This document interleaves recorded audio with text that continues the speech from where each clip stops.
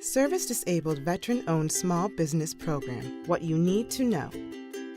The Veterans Entrepreneurship and Small Business Development Act of 1999 established an annual government-wide goal of not less than 3% of the total value of all prime contract and subcontract awards for participation by small business concerns owned and controlled by service-disabled veterans.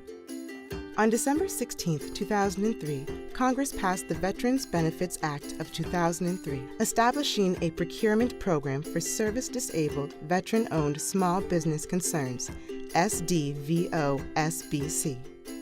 The purpose of the Service-Disabled Veteran-Owned Small Business Concern Procurement Program is to provide procuring agencies with the authority to set acquisitions aside for exclusive competition among service-disabled, veteran-owned small business concerns, as well as the authority to make sole source awards to service-disabled, veteran-owned small business concerns if certain conditions are met. Program eligibility. In order to be eligible for the SDVOSB program, you and your business must meet the following criteria. The business must be small according to SBA standards.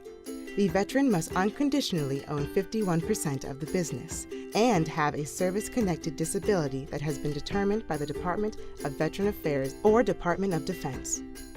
The veteran must control the management and daily operations of the business. The veteran must hold the highest officer position in the business.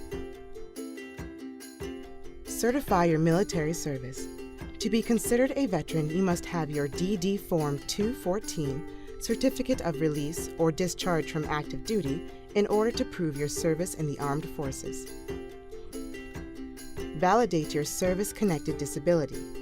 To be considered a service-disabled veteran, you must have a letter from the Department of Veterans Affairs, VA, or your discharge paper from the branch of service you were in, stating that you have a service-connected disability rating ranging from 0% to 100% disability. Self-certifying. The SDVOSB program is self-certifying, meaning that no verification process is currently required.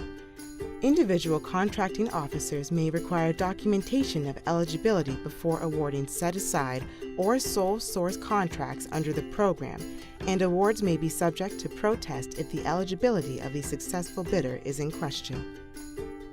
Set-aside requirements and exemptions. A contracting officer, CO, may set aside requirements if the requirement is not exempted from SDVO contracting. The CO considers setting aside the requirement for 8A, Hub Zone, or SDVOSB participation before considering setting aside the requirement as a small business set-aside. There is a reasonable expectation that at least 2 responsible SDVOSB will submit offers, and the award can be made at a fair market price. A contracting officer may not make a requirement available for an SDVO contract if, and be exempted if, the requirement would be fulfilled through the award of Federal Prison Industries, Inc., or Javits Wagner O'Day Act participating nonprofit agencies for the blind and severely disabled. The requirement is currently being performed by an 8A participant, or SBA has accepted that requirement for performance under the authority of the Section 8A program. Sole source contracts. A CO may award a sole source contract if the requirement is not exempted from SDVO contracting and cannot be set aside. The CO does not have a reasonable expectation that at least 2 responsible SDVOSBCs will submit offers. The anticipated award price of the contract, including options, will not exceed $5 million for manufacturing requirements, $3 million for all other requirements. The award can be made at a fair market price.